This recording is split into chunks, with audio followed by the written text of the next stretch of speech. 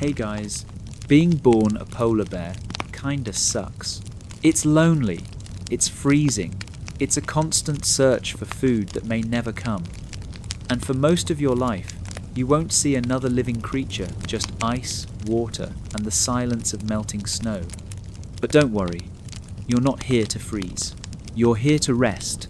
So, before we start, take a moment to like the video, but only if you genuinely enjoy what I do here. And let me know in the comments where you're listening from and what time it is for you. It's always fascinating to see who's drifting off all around the world. Now, dim the lights. Maybe turn on a soft fan or let that cool hum settle around you. Let your breath slow. And let's ease into tonight's quiet, snowy journey together. Chapter 1. You are born into ice. You wake into a world that has never seen the sun. There is no language here. No names, no colours, no air that moves. Just pressure and cold and silence deeper than anything a human has ever felt. Your eyes are sealed shut. Your body is weak, and the only thing you know is warmth, the tight warmth of fur and flesh pressing against your side. That, and the slow rise and fall of your mother's ribs, expanding just enough to remind you that life still holds on. You are blind, you are deaf, but you are alive.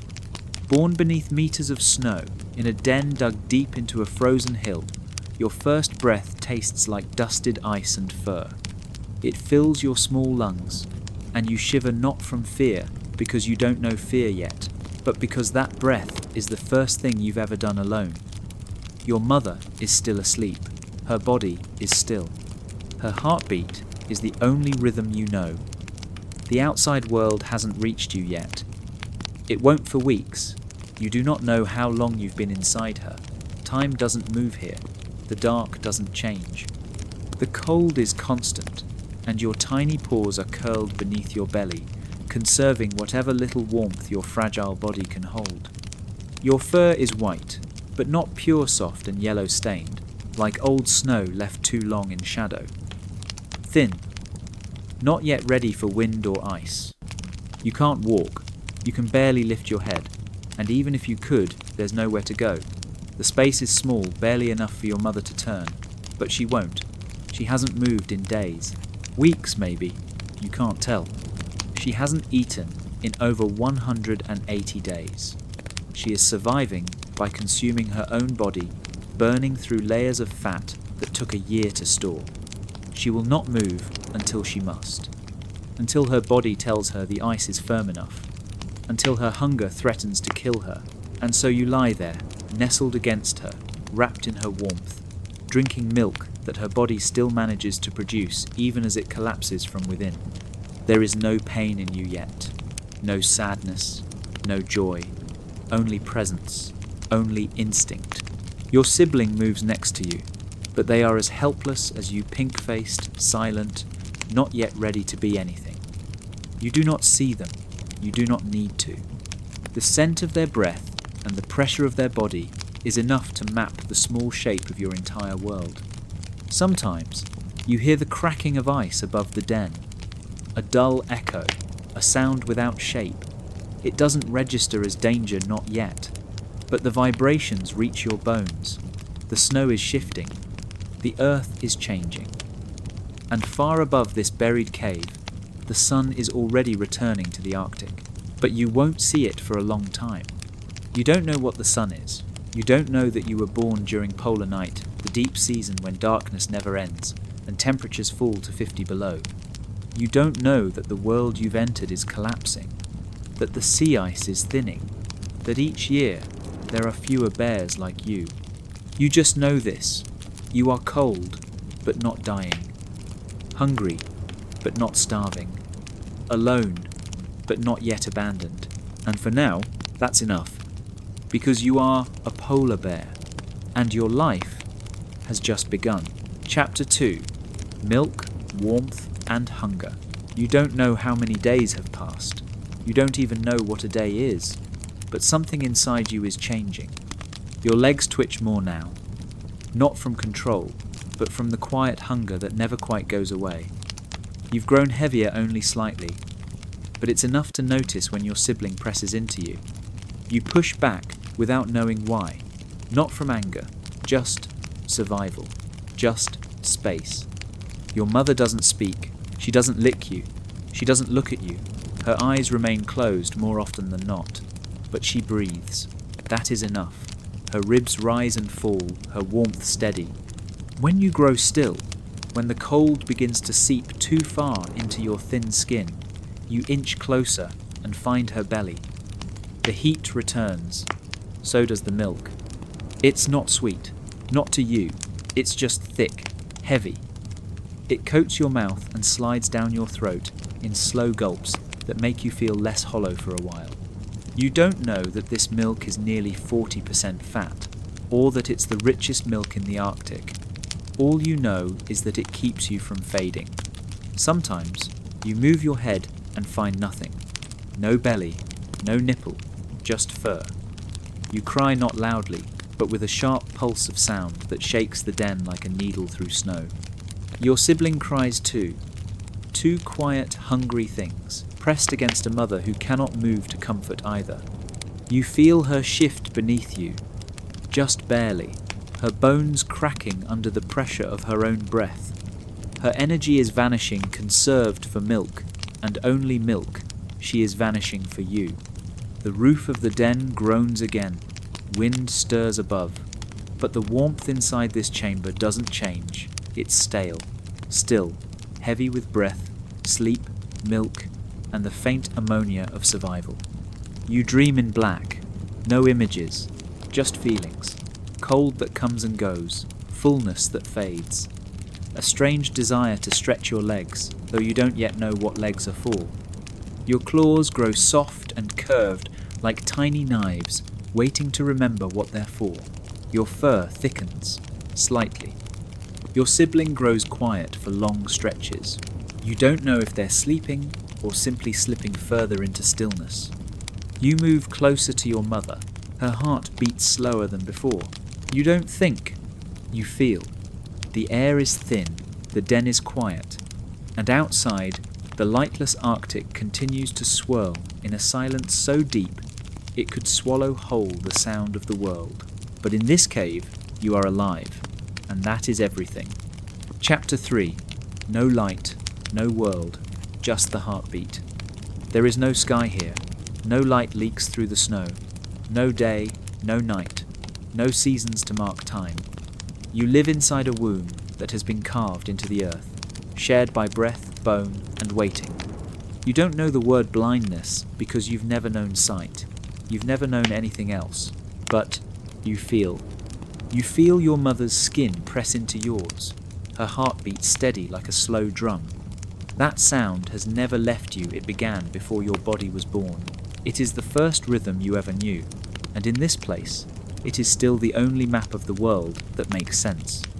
The walls around you are soft but cold, snow packed by your mother's paws before you arrived. Her body melts it gently from within, creating a dome, a perfect hollow, just wide enough for the three of you.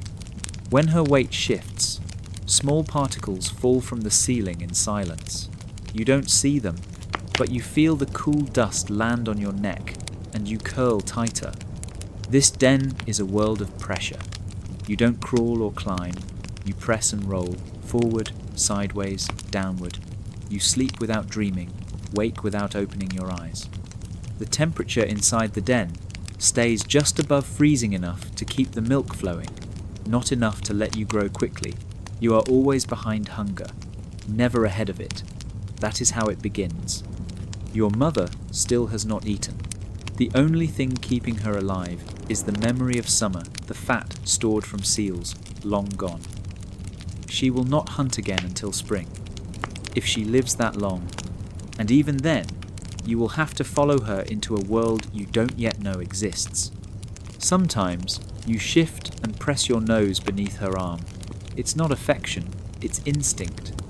The smell there is deeper, more familiar than milk, a scent that anchors you in place. Safety doesn't come from protection. It comes from being unnoticed by the cold. You no longer hear your sibling. Maybe they sleep more deeply than you. Or maybe not. But death does not announce itself in this place. It arrives without sound, without movement, without struggle. And if it takes someone next to you, the only way you'll know is when that small warmth doesn't return. But not yet. For now, the den remains a body your first world, and that heartbeat continues. You press closer to it. You feel the slow pulse in her chest. It is the only thing louder than the silence of snow. Chapter 4. The cold creeps in. You don't know it, but the season is shifting. Above you, the Arctic wind is changing direction, and the pressure on the snowpack is beginning to build. Ice groans. Somewhere beyond the buried sky, the sun has begun to rise again. Faint, distant, low on the horizon, but its light has not yet reached you. Inside the den, the darkness remains absolute. You are larger now. You've doubled in weight, though you still weigh less than a house cat. Your paws twitch when you sleep, responding to sensations that haven't happened yet. Snow beneath your feet, wind against your fur. Instinct dreams for you before you even know what to do with it. But now, the warmth is no longer consistent. There are moments when your mother's belly feels cold. Her breathing, once steady, is slower, almost shallow. Her fur isn't always warm when you press against it. Sometimes you shiver even while you're pressed into her side. You don't understand why. The den isn't sealed perfectly. As the weeks pass, cold air creeps in through microcracks in the snow walls.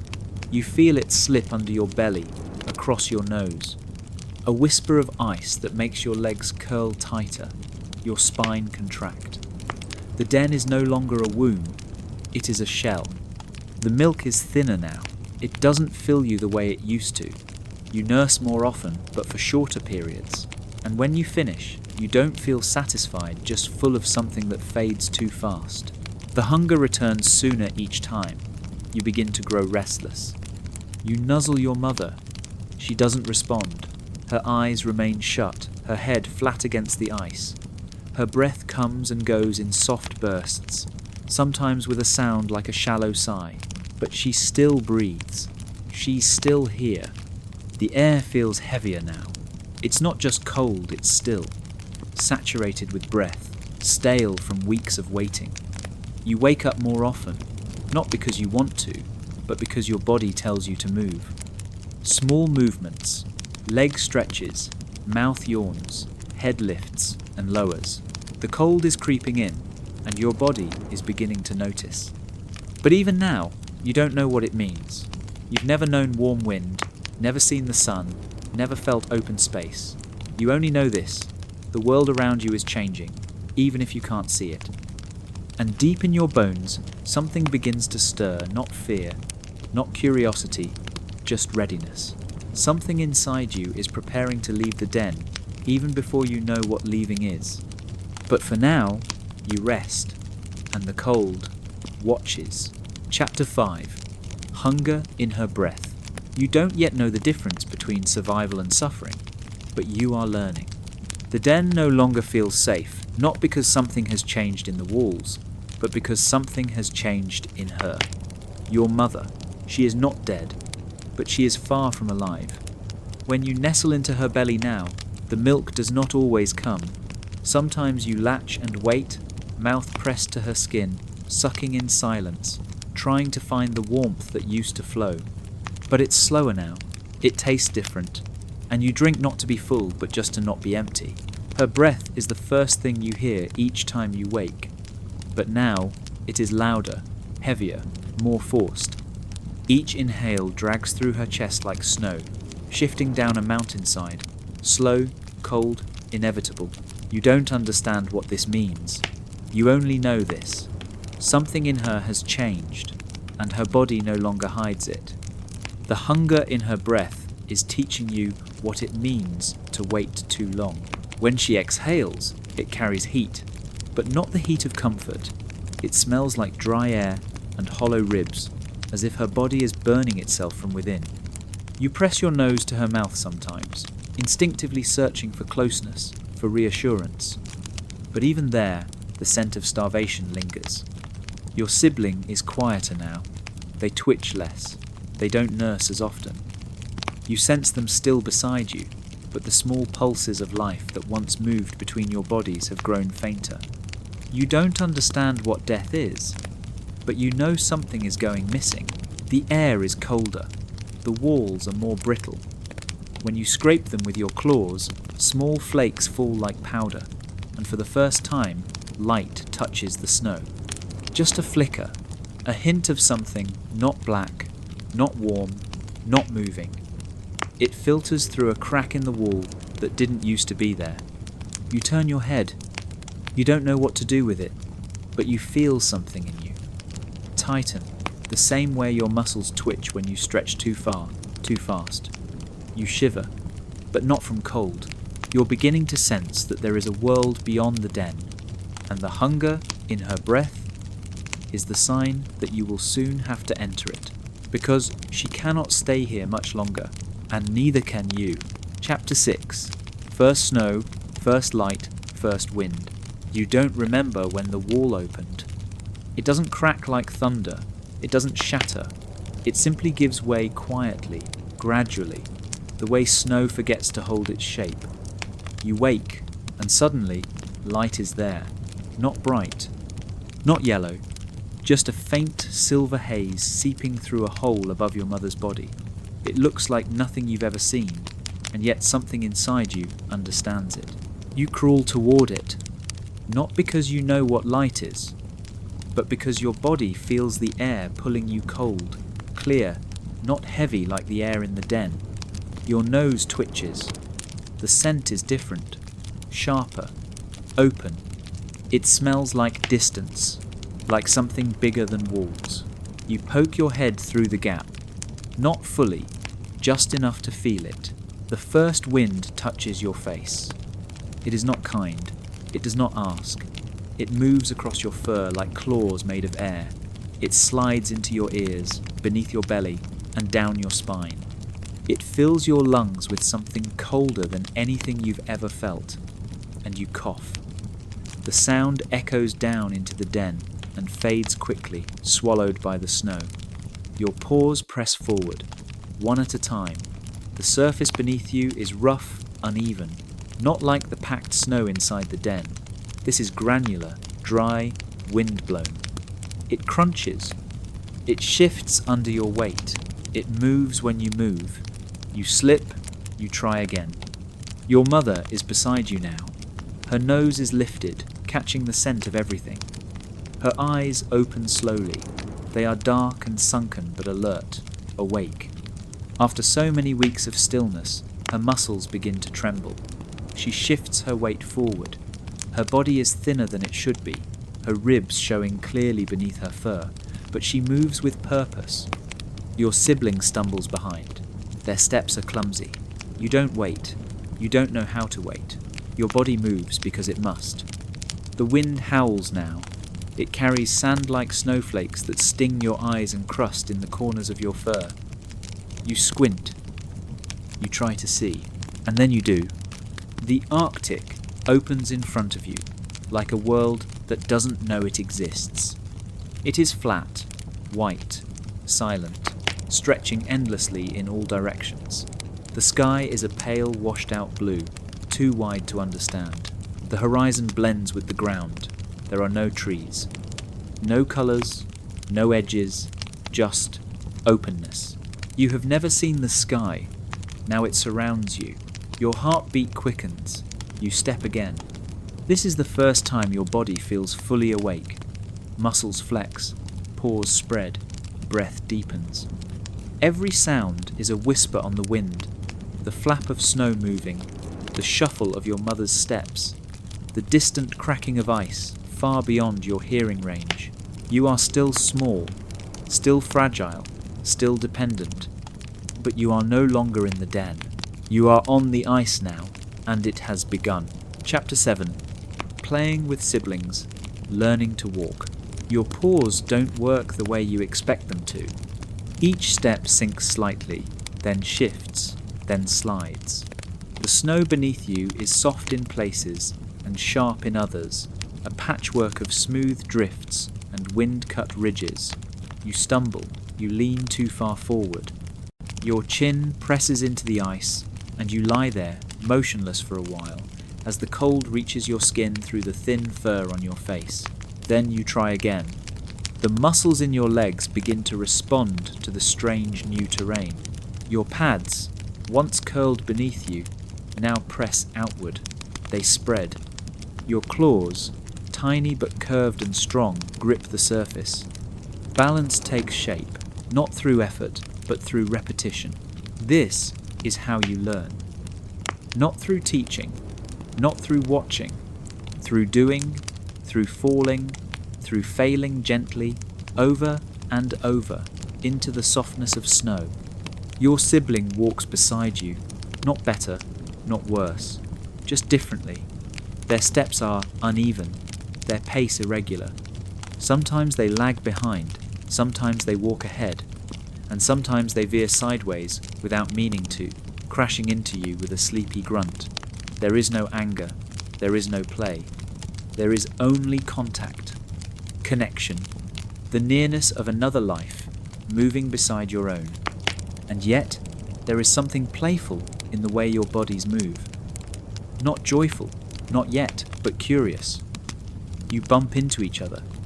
You tumble. You press your noses together, then pull away as if unsure whether it was a mistake. Your tiny teeth touch. Your legs tangle. You fall, side by side, and lie there for a long time beneath the pale sky. Your mother is always nearby. She does not intervene. She watches. Her pace is slow, almost laboured, but her eyes remain sharp. Her head tilts when the wind changes direction. Her body stiffens when a crack sounds in the distance. She is always listening, always watching. You do not realise this, but it is how she teaches you. You follow her without being told. You are not walking in straight lines yet, but you are walking, and that is enough. Sometimes you look up and see her far ahead, her large frame, already vanishing into the haze of blowing snow. You panic, your breath sharpens, your legs scramble forward. The space between you feels dangerous, even if you don't know why. But then she turns, and her dark eyes meet yours, and you slow down again. Everything feels new, but nothing feels rushed. Your body is learning how to move. Your paws are learning how to spread wide to keep you from sinking. Your breath is learning how to pace itself. Your fur is learning how to hold warmth better than before. This is what it means to grow, not a moment of transformation, but a slow unfolding of instinct already buried inside you. The snow shifts again. You roll down a small slope, land in a drift, and blink. The cold stings your nose. Your sibling lands beside you, half on top of you, and you lie there tangled, still, eyes wide. And for a moment, it feels almost like joy. Chapter 8. She hasn't eaten in months. You don't know this, but you feel it. You don't know what hunger is. Not really. What you feel is emptiness that returns too quickly, legs that tire too soon, breath that shortens too easily. But you don't know that these things have a name, that they are symptoms of something passed down to you through milk, through breath, through the silence in her body. Your mother walks ahead, but slower now. There is a sway to her motion that wasn't there before, a heaviness not in her step, but in the pauses between them. She stops often, not to sniff the wind, not to look for danger, but because her legs seem to forget what they're doing. Her ribs move in and out, like the walls of the den used to, hollow, repeating, holding up weight that should no longer be carried. You see her silhouette beneath the pale light of the Arctic sky. She is still massive compared to you, still powerful in appearance. But you feel it now, a strange emptiness, in the way her head hangs low, in the way her belly looks drawn upward instead of rounded. She has not eaten in over 3 months. You don't know this. You can't know it. But you feel it in ways you don't yet understand. When she nurses you now, the milk is thinner. You drink for comfort, not for energy. The taste has changed. The flow is slow. It's no longer a rush, it's a trickle. A reluctant giving. She lies down more often, not from rest, from exhaustion. You see her breathing as if it takes more than it gives. She closes her eyes, but not in sleep. You crawl beside her, pressing your face into her fur. It's not warm, it's dry. The scent that used to bring safety now carries something else, something quieter, like smoke after fire. Your sibling tries to nurse, but gives up quickly. They lie on the ice, facing nothing, curling into their own small breath. And still, your mother does not complain. She does not make a sound, because this is what polar bears do. They vanish slowly, so their young might not. But even her body built for this has limits. Her muscles are beginning to break themselves down. Her fat reserves are nearly gone. And still, she gives you milk. Still, she moves forward. Still, she leads. She does not do it out of hope. She does it because she must.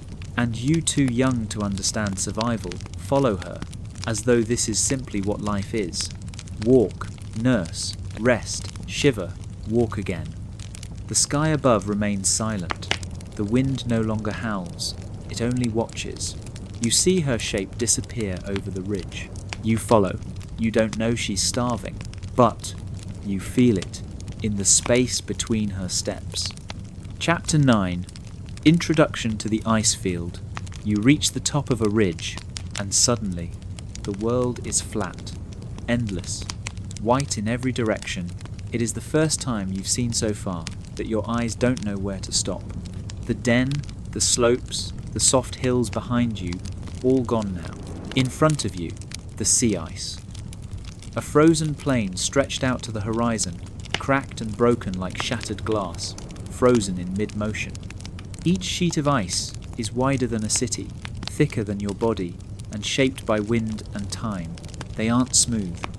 They tilt and lean, split and reform, stacked into pressure ridges that look like the skeletons of long-forgotten beasts.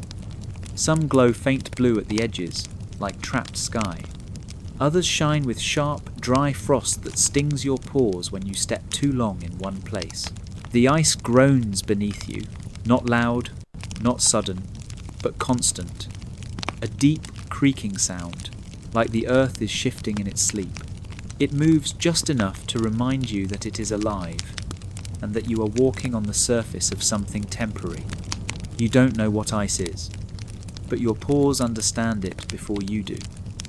They spread wider now, instinctively.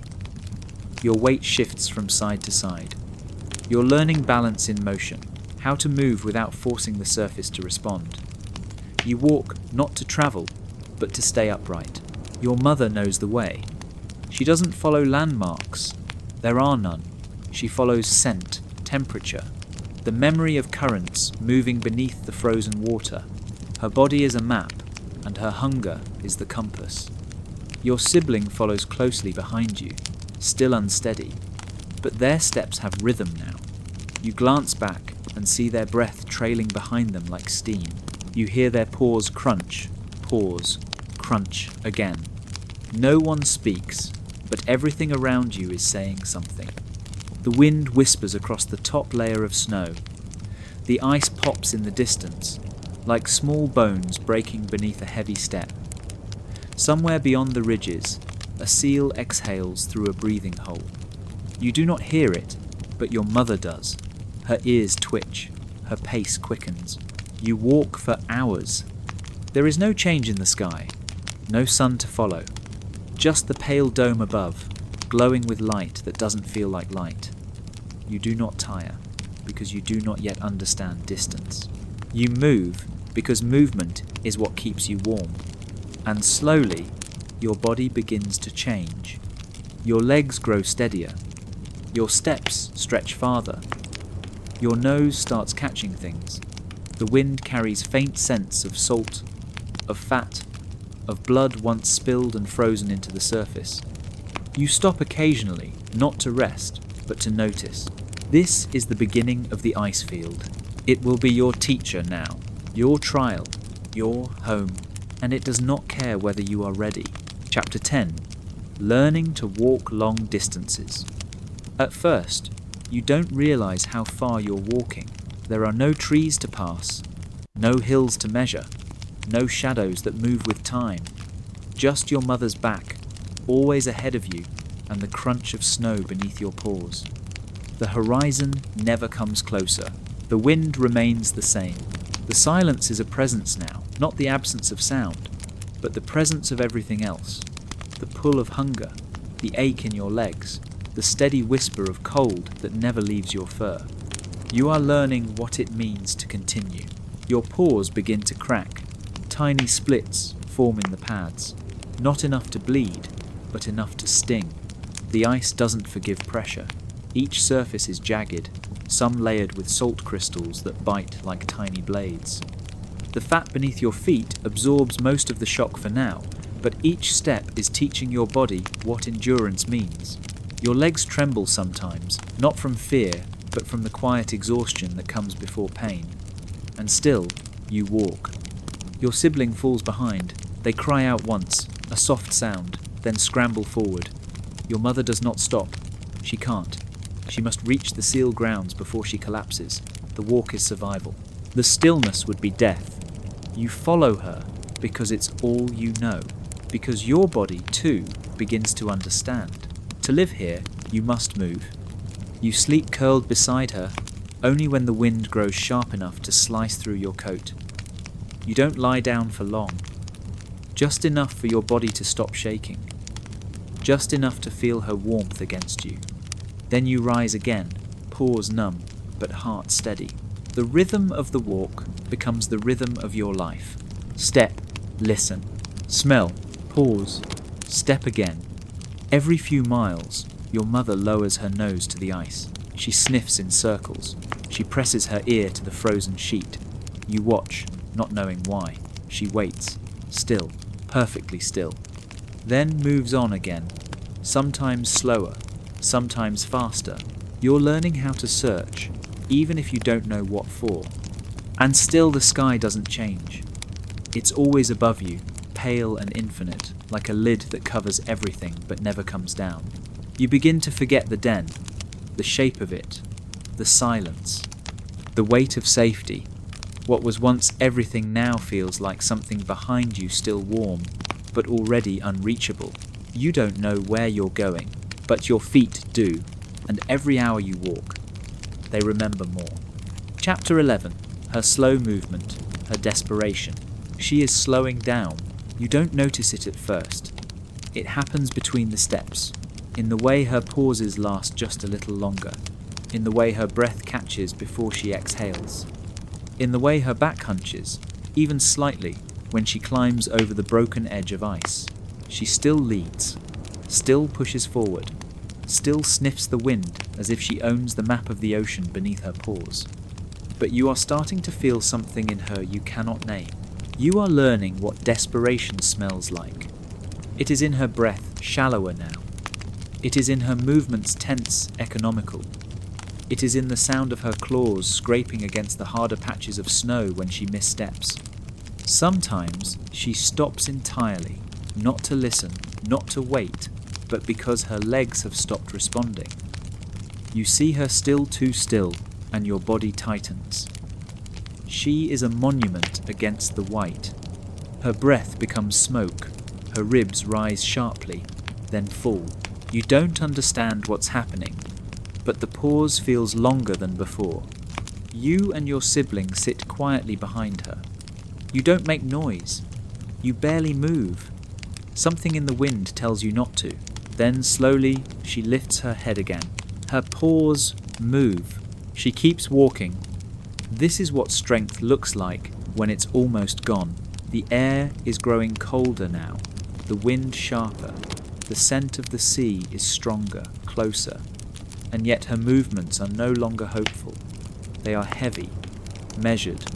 She is rationing herself, not food, not warmth, but motion. You see her stumble once. Her front paw catches on a jagged chunk of ice. She falls not hard but fully. Her body presses into the snow and stays there. You watch. Her eyes are open. She does not make a sound. She breathes once, then twice. You walk toward her, you press your nose into her fur. She rises again, slowly, each joint stiff. She looks ahead and keeps going. The fall is already behind her. But you remember. Later, she stops to sniff the surface. Her nose circles. She sniffs again, then again. Her paw taps the ice. A crack forms shallow, harmless. She moves away. You see her try again. This time, she waits longer. Listening, she scratches gently. The ice holds. Still, nothing. She lifts her nose, lets the wind pass over her face. Her tongue flicks out. Her ears stay low. She is looking for food. She is looking for life beneath the ice. But none is there. She turns away, slowly, and keeps walking. You don't know what she's searching for, but you can feel she hasn't found it. And you feel her hunger now, not as your own, but as something following behind her, like a shadow that's too quiet to chase away. Chapter 12. A storm comes no shelter. It begins with silence. Not the kind you're used to, not the soft quiet of snowflakes or the stillness of your mother's breath. This silence is larger, heavier, like the world is holding its breath.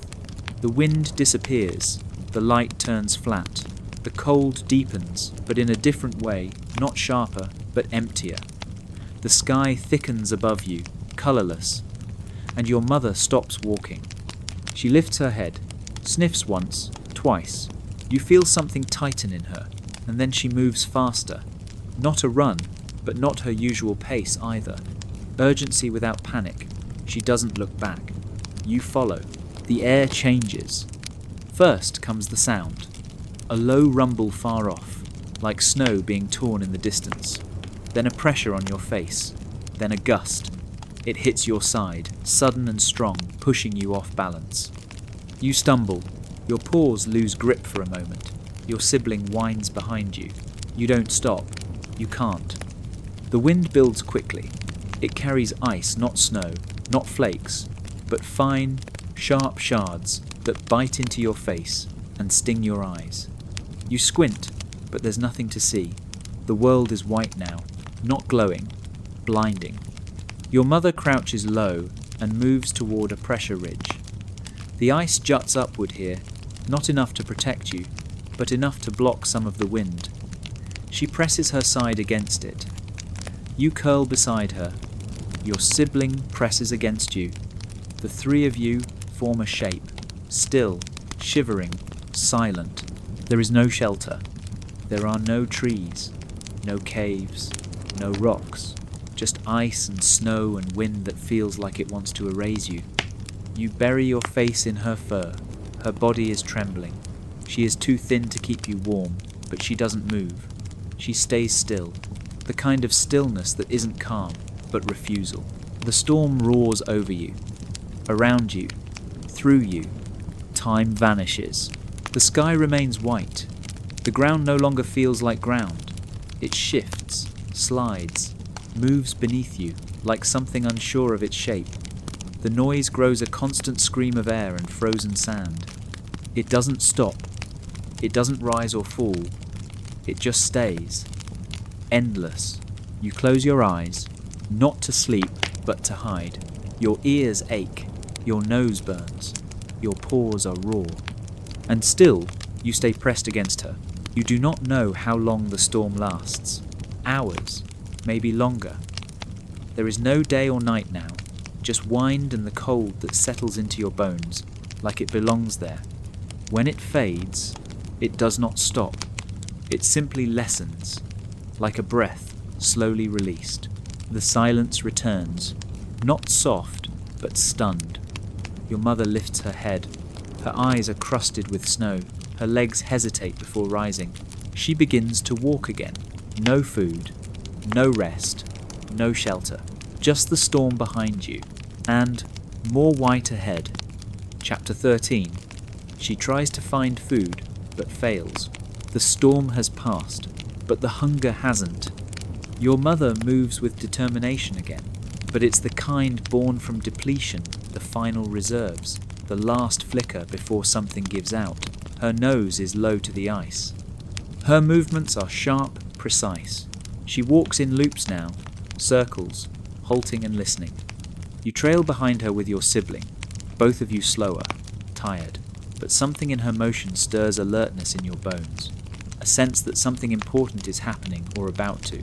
She stops, sniffs, listens, then, claws out, she slams her forepaw into the ice.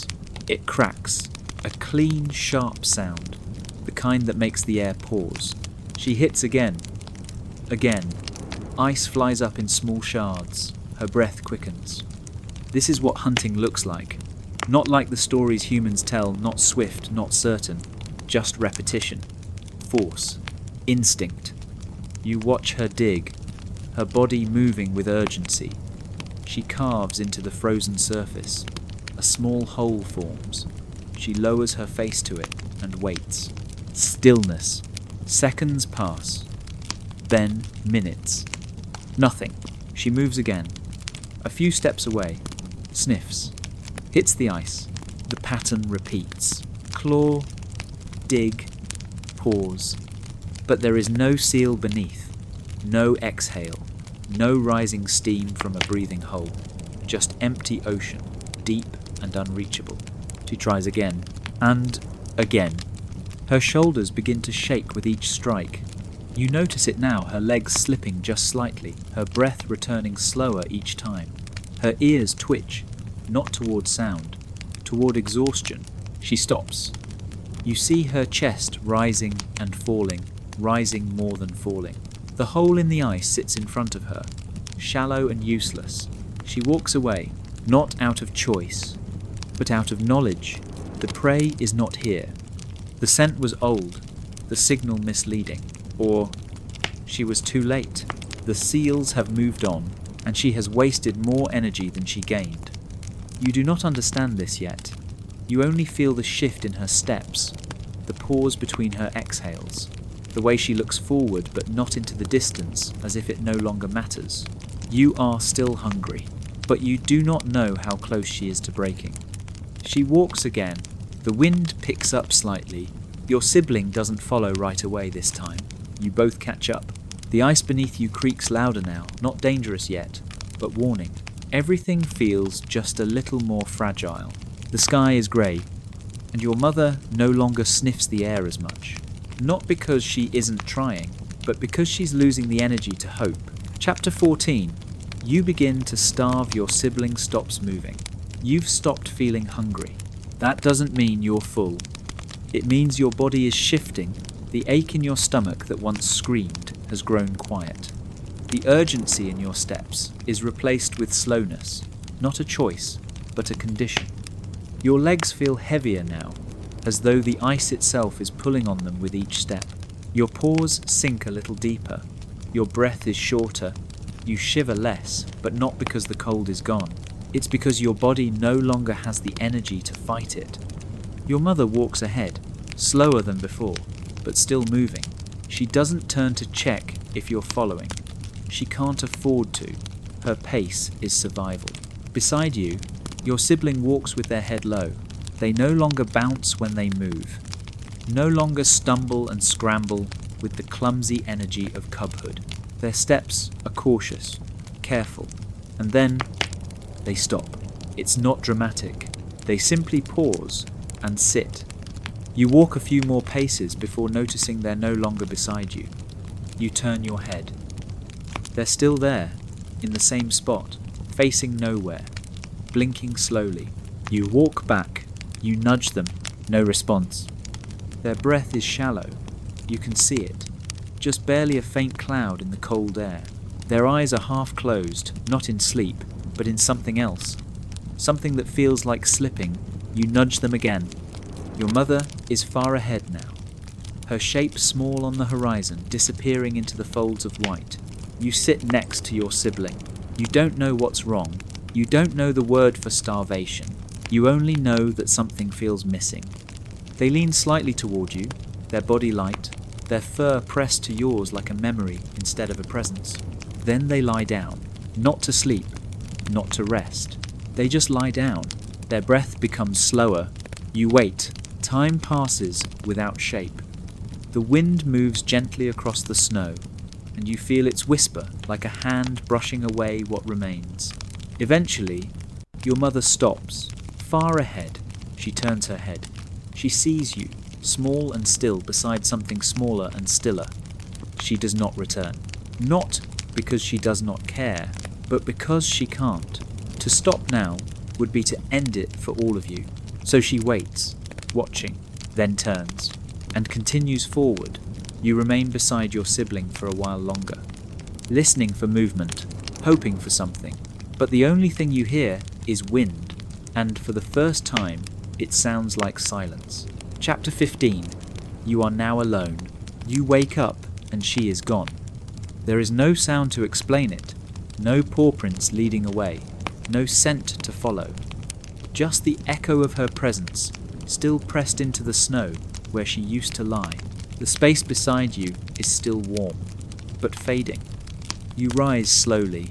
Your body feels heavier than before. Not sore, just slow, like the cold has entered your muscles and made a home there. Your breath leaves your mouth in soft steam, curling upward like a question the sky won't answer. You turn your head. Your sibling is still where you left them, unmoving. You nudge them again, not because you believe, but because the memory of movement is still fresh in your body. There is no response. Just a quiet wait, half covered in snow, slowly becoming part of the white. You stand for a long time, not crying, not thinking, just standing. Because something in you is waiting for the world to undo what has happened, for her to return, for your sibling to blink, for the snow to change direction and tell you what to do. But nothing comes. And slowly, quietly, you begin to understand. You are alone now. You start walking, not toward anything, just away from where you were, away from the shape of her body in the snow, away from the stillness that holds your sibling like a final breath. The wind brushes past your face, not cruel, not kind, just present. The light is flat, the sky unchanged.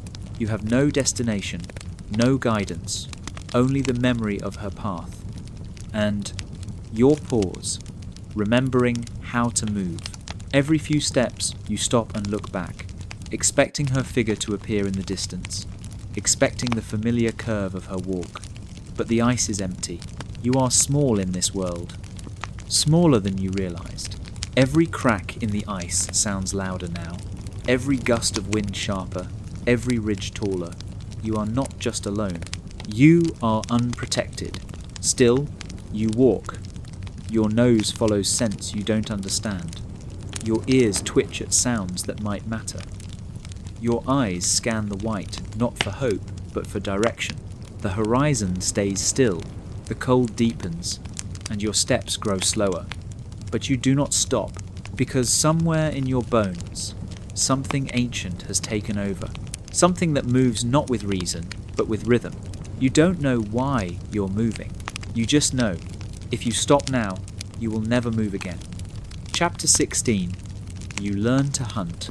No one teaches you. There are no lessons, no gestures, no guidance, only wind, ice, emptiness, and the pressure of hunger so quiet now, it has become part of your breathing. You move across the frozen world with slow determination, not because you know what to do, but because not doing anything no longer feels like an option. The first time you stop to sniff the ice, it's not even conscious. Your nose lowers, your breath stills, you pause, there is something beneath, a whisper of scent, a pulse of presence, not clear, not certain, just possible. You press your paw to the ice, as you've seen her do. The surface is hard, smooth, silent. You scratch it, nothing happens. You scratch harder. A sound, a flake of ice, but no response from below. Still, you wait, listening. You don't know what for. Eventually, you move on, but the feeling stays. That was the beginning. You try again the next day, and again. You find holes, breathing holes, but they are old, iced over, silent. You dig, then stop. The energy it takes to hope is more than you can afford.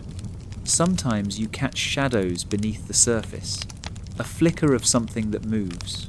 You freeze, listen, then strike wild and untrained. Your paw slaps the ice. It's too late. Whatever was there is already gone. You stare at the hole you made. Your reflection swims across the shallow water, thin, pale, lost. You don't recognize yourself.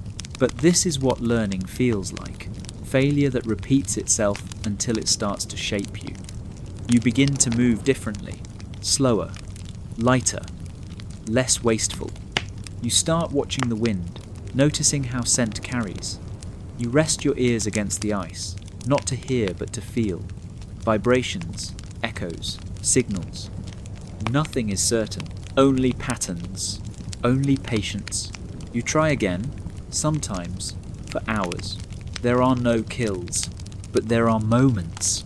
Moments when you know you were close. And that knowledge, thin as it is, becomes enough. Enough to try again tomorrow. Chapter 17. You miss seals, over and over. You miss. Again. You don't know how many times now the strikes that were too slow, too loud, too early. You don't keep count. You don't need to. The silence after each miss is enough. It settles on your fur heavier than snow. The seals are ghosts. You smell them. You hear the whisper of their presence beneath the ice.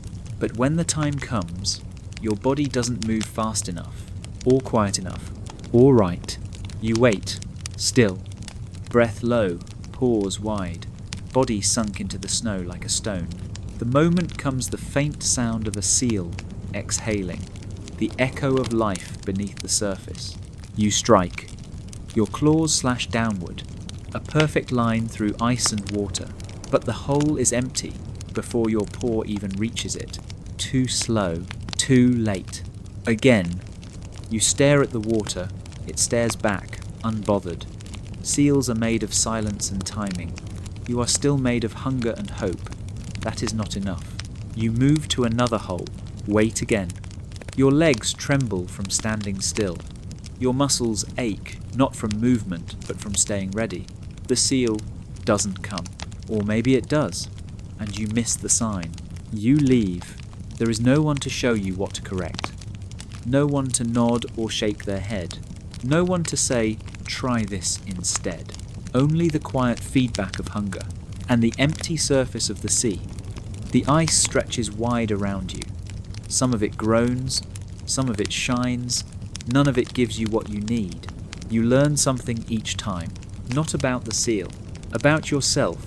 You are slower than you thought, noisier, more noticeable, but your patience is longer than your pain. You stay still longer now. You listen more. You breathe less. There is no applause, no reward, only another chance to miss, and you take it. Because one day you believe, or maybe just imagine, that missing won't be the end of the story. You'll hit, you'll catch, you'll survive, but not today. Today, the ocean keeps its secrets, and you walk away, lighter, emptier, but still. Walking, Chapter 18. Your body shrinks. You are not growing anymore. You don't notice it all at once, not like a collapse, but like a slow unthreading, a subtle unraveling of the body you were born into. Your ribs press closer to your skin now. You can feel them when you lie down. You can see them when you walk. Your muscles, once soft with youth, are thinning. The shape of your legs has changed. Less round, more sharp. You move the same way, but the strength behind your steps is different. Weaker, quieter, like something is being borrowed from you each day and not returned. The thick fat layer that once insulated you is melting away. The cold reaches you faster now, not with teeth, but with quiet persistence. It slips into your pores, your spine, your breath. You shiver longer, you stop sooner. There are no mirrors out here, but the ice reflects just enough to show you what you've become. You look down at your shadow. It's smaller than it used to be, lighter, not just in weight, but in presence, as if the world holds you with less gravity than before. The hunger isn't loud anymore. It's muted, distant, not gone, just integrated. A low, constant signal in the background of your awareness. You lie down more often now, not to rest, but because standing feels like too much. Your legs shake when you rise. Your breath is shallow even before you move. You still try, still walk, still search for food, but your body no longer feels like it belongs to you. It feels rented, on loan, delicate. The energy it takes to strike at the ice to hunt now costs you something deeper, something harder to recover. You sleep longer, but it is not real sleep. It's waiting, the kind of waiting that animals do when they don't know what else can be done. You feel less afraid now, not because the world is safer, but because fear takes energy, and energy is a luxury you no longer have. Even the wind feels different against your fur now. You used to push against it, now you just let it pass through. Chapter 19. The ice is melting. The world beneath you is no longer solid. You feel it before you see it, the way the surface moves differently beneath your paws, the way your claws don't grip like they used to, the way the silence now includes a new sound, dripping. The ice is melting, not fast, not loud, but enough. Enough that cracks appear where there were none. Enough that the surface darkens. Enough that your instincts start to misfire. You step onto a patch that groans. It bends, flexes, breathes. Ice should not breathe. You step back. The world you once walked with confidence has changed its shape, not all at once, but in ways that matter. The distance between safe places is growing.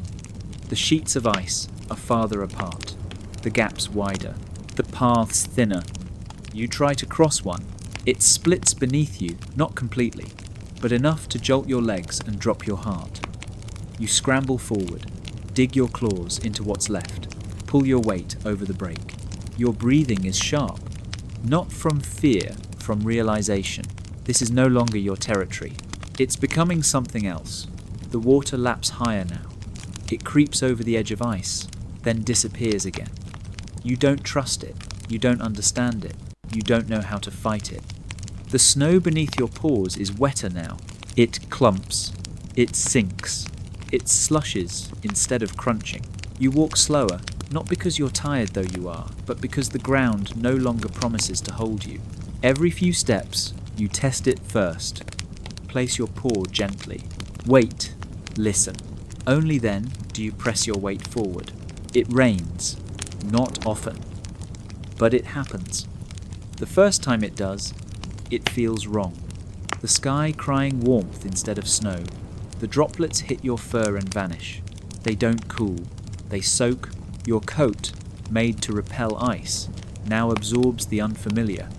You shake it off, but it clings. You don't know what to do with rain. No one ever told you the sky would change. No one ever told you that your home would become something you couldn't walk on. You stop, look around.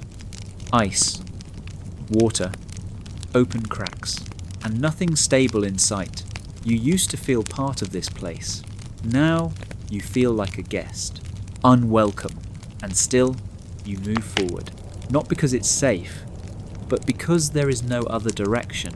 Chapter 20. You try to swim to another sheet. The ice ends. There is no warning, no dramatic crack or sudden collapse. Just a subtle thinning, then nothing. The land beneath your paws becomes water, open, cold, deep, moving. There is no bridge, no floating sheet within reach, only space. And the smell, salt and wind, the scent of the ocean, ancient and unsympathetic. You hesitate, but only briefly, because behind you the ice is thinning, breaking, vanishing. Forward is not a choice. It is necessity. You step in. The cold surrounds you instantly, not like the snow or the air or even the storms you've known. This cold pulls. It claims. It presses into your bones and asks, "Are you ready to disappear?" You swim. Not fast, not with strength, but with memory. You remember watching your mother swim. Her steady motion. Her nose just above water. Her silence. You mimic it. Front paw, back paw, turn, glide, breathe. Again, again, again. The ice you left behind is far now. The horizon is empty. There is no sound but your own splashes. No guide. No pause. No promise. The sea stretches out like a question with no answer. Your fur, once thick with warmth, now drags behind you. Heavy, soaked, slowing you down. You paddle harder, not because you believe, but because belief is irrelevant here. There is only movement, and the silence between each breath. Minutes pass, then more. You try not to count them. Time is measured now in strokes, in exhales, in the ache of your muscles. You begin to lose heat. You feel it slipping first from your limbs, then from your core. You blink slowly, eyes stinging from salt, nose barely above the surface. You keep going, because that's all there is. Eventually, you see it. A dark line on the horizon, not land, just more ice. It is far, but it is there. You aim toward it. Each stroke costs more. Your body is slow now. Your paws barely clear the water. But you do not stop, because stopping is not rest. Stopping is surrender. And not yet. Not today. You swim toward the faint promise of something solid, of something that will hold your weight, of something that will not melt beneath you. You don't know if you'll make it, but you move anyway, because the ice, what little is left, is still home. Chapter 21. A moment of success. You make it. Somehow, you reach the ice. It doesn't welcome you. It doesn't celebrate. It simply holds you, and for now, that is enough. You pull your body onto it, every limb shaking, your fur heavy with salt water, your breath shallow and rapid. But the ice doesn't break, it stays. And so do you. You lie there for a long time, not sleeping, not thinking, just existing, letting your muscles go quiet, letting your heart beat slow, letting the cold press into you gently like a familiar voice. Then a scent. It reaches you on the wind, faint, bloody, real. You lift your head. It's nearby. You rise slowly, joints stiff, movements uncertain. But you follow the scent. And there, by the edge of another breathing hole, it is waiting. A seal. It hasn't noticed you. You lower your body. You press your ear to the ice. You listen for movement beneath. The sound is unmistakable. A slow exhale. A flicker of life. You do not rush. You wait, longer than you thought you could. The seal surfaces again. You strike. This time, you connect. Your paw finds it. Your claws grip. The water erupts. For a moment, everything is wild. Motion, sound, struggle, and then stillness. You drag it onto the ice. Your breath heaves. Your body shakes. But you've done it. You've killed. And now you eat. Not like you're feasting. Like you're remembering. Your teeth tear into the warmth. Blood stains the snow. Your mouth is full for the first time in what feels like forever. The seal's body disappears slowly into yours. Its warmth becomes your warmth. Its life becomes your continuation. You eat until you cannot eat more. Then you lie down beside it. Next to the blood. Next to the reminder that something finally went right. You breathe. You feel the ice beneath you, solid and cold. You feel the air around you, silent and still. And for the first time in days, maybe weeks, you feel safe. A memory comes. Not sharp, not vivid, just a flicker. Your mother's shape. In snow, in silence, in breath. You don't know why she appears now, but it's not sadness, it's stillness. You close your eyes, and sleep comes, not from weakness, but from fullness. Chapter 22. You are shot at. You wake up to a sound you've never heard before. It doesn't belong to ice, or wind, or seals, or anything that lives here.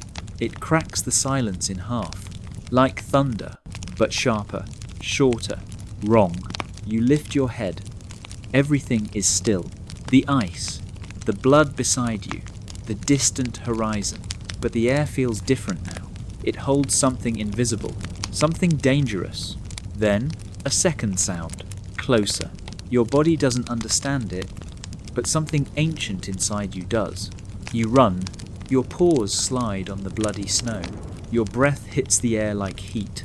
You don't know where you're going, only away. Another sound louder, and then pain, not like hunger, not like cold. This pain is immediate, sharp. It lights your nerves on fire, then leaves behind a burn that lives deep beneath the fur. You fall, then rise. Limping, you look back. There's no predator, no animal, no visible threat.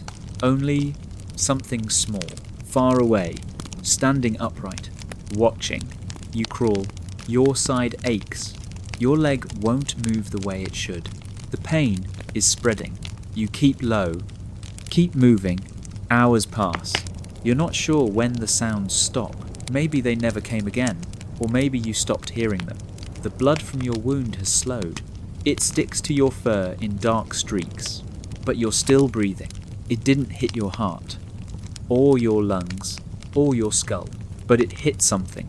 And now you know what it feels like to be wounded by something you can't understand. You keep crawling until the pain becomes part of you, until the sky darkens, until the cold wraps you again, not to comfort, but to numb. You lie down, not because you want to, but because you can't go farther. You listen. No sounds now. No footsteps. No second strike. No explanation. Just you, and the pain, and the growing space between you and the world you once trusted. Chapter 23. Hollow days. The pain fades, not because it heals, but because it becomes part of you. A dull warmth under the skin, a pulse behind each movement. You are no longer limping, you are dragging. Your body is slower now, not from weakness, from emptiness. You haven't eaten in 9 days. Your stomach doesn't growl anymore. It's quiet now, like the rest of you. Your breath is thin. Your pace is slower than the wind. You drift, sometimes walking, sometimes lying still for hours. You forget the difference between resting and giving up. Your fur is no longer white. It's yellowed, stained, matted with old blood and salt. The cold doesn't sting anymore. It just settles. You stop feeling it as something outside of you. It's inside now. In your pores, in your chest, in your eyes. You move from ice sheet to ice sheet, but the difference between them is meaningless. No seals, no scent, no sound, just wide, quiet space, and sky, and the slow drift of light above you, telling you it's still day, then still night, then day again. But time doesn't matter. You sleep and wake, and it doesn't change anything. Sometimes you hear a sound, a crack in the distance, the flap of wings, the splash of something unseen. You lift your head, but nothing is there, or maybe you imagined it. You're not sure anymore what's real. You walk until your legs tremble, then lie down and let the snow fall over you. Sometimes you wonder if this is what disappearing feels like. Not suddenly, but slowly. Not loud, but quiet. Not dramatic, just unnoticed. There's no fear, no resistance, only breath, only stillness, only the shape of you pressed into melting ice. You are not waiting for food, or warmth, or rescue. You're just here, breathing, and that's all, and that is still something. Chapter 24. The Final Walk. You rise, not because you're strong, not because there is hope, but because your body still remembers how. The legs hesitate, they shake, but they move. You walk, step by step, across the ice. Each paw leaves less of a mark. Your weight has vanished. You are barely pressing into the world now. You are more memory than mass. The sky is low today, grey, heavy. It doesn't weep, it watches. The ice ahead of you stretches into the white. You don't know where it leads, but you walk, not for food, not for shelter, just forward. Your breath comes in short clouds. Your jaw aches from the cold. Your heartbeat is slow, like it's falling asleep inside your chest. You don't hear the wind anymore. You feel it, as pressure, as presence, but not as sound. There is nothing sharp left in you, not in your claws, not in your thoughts. Even pain has softened. You pause, look out, across the endless white. It does not greet you. It does not reject you. It just is, and so are you. Your body sways. For a moment, you wonder if this is the last step, but then you take another. Because walking feels more natural than lying down. Because motion feels like the only thing left that is yours. You hear a crack beneath the ice. You do not jump. You do not run. You listen. It fades. You keep walking. Your paws grow numb. You no longer care where you're going. You just want to keep moving until movement itself is no longer needed, until the rhythm of your steps becomes the rhythm of your breath, and the rhythm of your breath becomes silence, and the silence becomes home. Chapter 25. The end sleep comes without hunger. You lie down. No decision, no hesitation. It just happens. Your legs fold beneath you. Your body, light as breath, sinks gently into the snow. It doesn't feel cold anymore. It feels like softness, like something familiar holding you, without needing anything in return. You place your head down. The snow curves around your neck. It cradles you, not as prey, not as a hunter, just as something that belongs. Your eyes remain open for a while, not because you're watching, but because there's nothing left to see.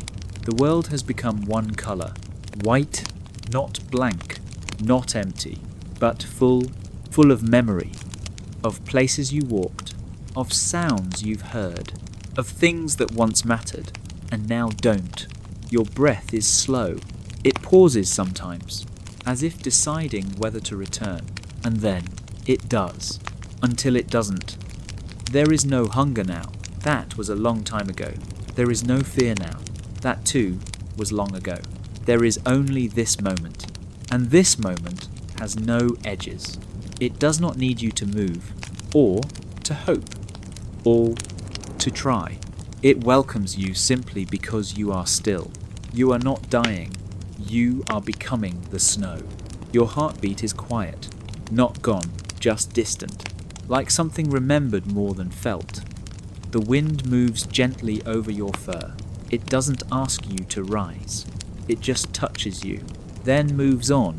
You close your eyes, not to escape, but because there is nothing left outside of them. You do not feel yourself disappear. You only feel the stillness, the absolute quiet, the kind that isn't lonely, isn't waiting, isn't missing anything.